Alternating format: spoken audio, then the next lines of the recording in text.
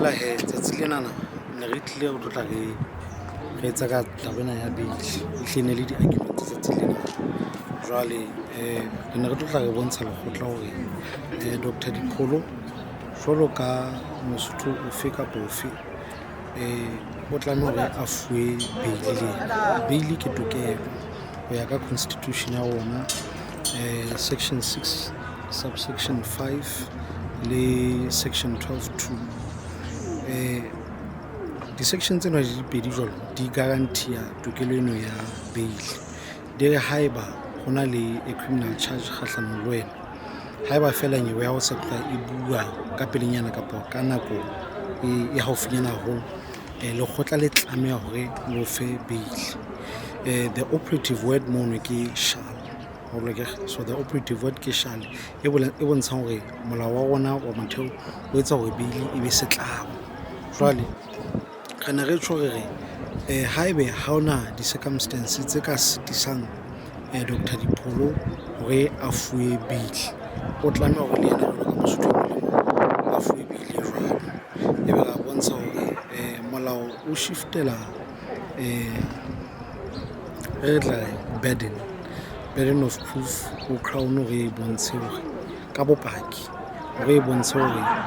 motho ona ke a fuwa bail ka mabaka itseng re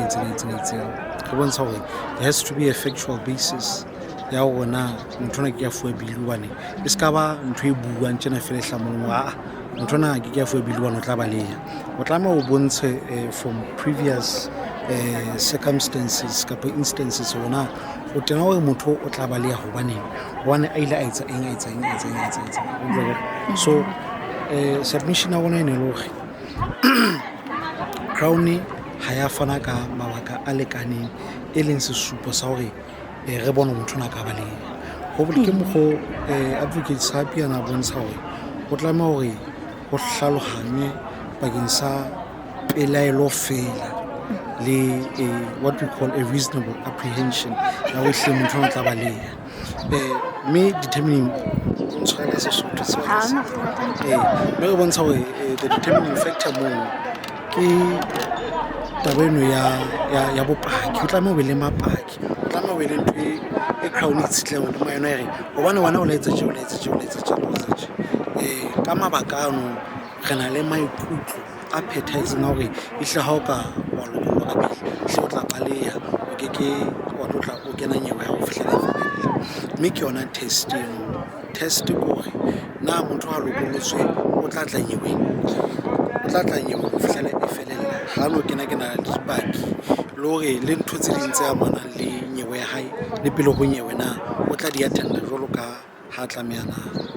jwale bona go ga bataba tseno go bontsha hore motho enwa o na le passport e bontshang e tempuwa ngata a ke yena a tswa Lesotho mme ka lebaka leno re nka ile motho a ka baleyang jwale ga bontsha taba hore motho na o tempisa passport ya hae o tla hona mona South Africa kapa naheng tse ding ho na se sesupo se phethahetseng hore a ka baleya hobane di-passport tsena o di fuwe ka molao o leke mme o na exercise tokelo ya hae ya mantlha tlasa molao wa ona motheo jwale ebile le ka nako eno ha ntse a kena a tswa ho no sena letho le bontshang hore maponesa a no soka a matla ona soka a letsetswa lo letswa fela hore o tsebe ntse go batla itla le maponeseng mona ho no sena letho le mo sitisang wa mono e ka ba ka mabaka afe kapa afe hona e ne le mabaka a kgwebo kapo e ne le mabaka afe a ka fapanang ona a exercise tokelo ya hae tlasa molao wa motheo so hono ho ke ba lebaka le lekaneng hore ho thwe o temisitse passport o tshitse jwale ha ka o fa bili tla baleya then it means mosotho mo le mo ha ona mosotho mo le mo ana le passport a ka se fuwe bili o tla ke so taba tse ntse ba buang ka tsona ke taba tsa bo di-visa hore motho o na le visa US e fellang sometime in 2026 so re le haeba ho le jwalo ha wa lekane because motho enwa visa ena e ka ga dipasa tsa hae o tla ke so ke ntho e tshweng separately tjena e ka pasa tsa hae mme lekgotla o ntso le lekgotla hore le ka nka dipasa tseno tsa ho bona kana le pelaelo ya hore bona lekgotla le ka beya di-condition tsohle tse di batlang jwale ntle le mono point e nngwe e reisweng ke defense ko re la ile hore le bua ka di-visa tjena dipasa tse ntse di buang ka tsona e sa le dinka ene le dinka jwalo ka thoko molao o buisa ke jwale motho o tla ya US ka visa jwang a sena passport o ke dintlha tse kang tseno ke taba tse ngata mme wa nna hona le nako eo ntate Dipholo a la ka ditswa batho ba itlale bo sepoleseng ya ba hae tseba tjhe hona taba e kile ba jwalo le ka ranyeho ya bona ha ona mo ba etsang sesupo se jwalo go mpang ba o bolela fela ko re Dr. Dipholo o la kenyetswa nyewe mona ke mofumadi wa hae mo e le hore ba ne ba tlisitse nyewe ka pela Constitutional Court ba batla ntho itsong ka ho ke interdict e thibelang commissioner ya maponesa le mmuso wa Lesotho le South Africa hore ba ka mo tshwara pele elo e le hore go mo tshwara o no wa bona go no go reruwe kana go eno e ne se ho molaong ebile ntho ana e tsekiswa ka sehlong e ne le hore be o kentse petition mane UN mona batla go enforce the resolution tsa UN tsa hore ha Lesotho e kgutle so are haeba ha ke exercise tokelo ya ka ke le a citizen kapo as a political leader jwale ke tla ke tshwarwa ka tsela e jese molaong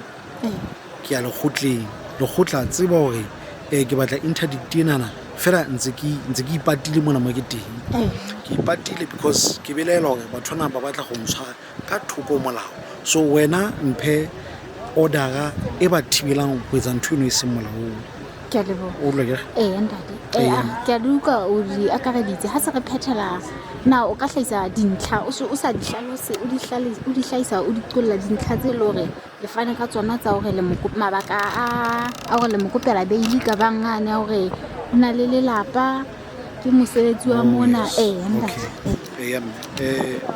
mabaka e le go batla lebili ka ona ko gore ke motho a lelapa o na le mosadi a sa sebetseng o na le bana ba bahlano be le gore kaofela ba jalo ba dependa wena go ba phele ga bana income go bontsha gore ke motho ke mogodi o na le kereke a ntsa e alosa he's a leader of a political party BCM e le gore e na le followership e kgolo haholo jwale ntle le mono ke motho e leng gore wa sebetsa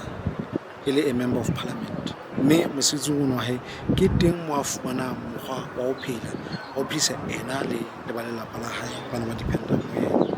jwale re bontsha hore lebaka le leng le lora a ke a baleya ka lona kapa ka se bale ka lona ke ka baka la movement ona a o entseng hore a tseke hore naha e kgutle re ha ka baleya o tla wa sentse ntho mo leng because o tla wa sa balile from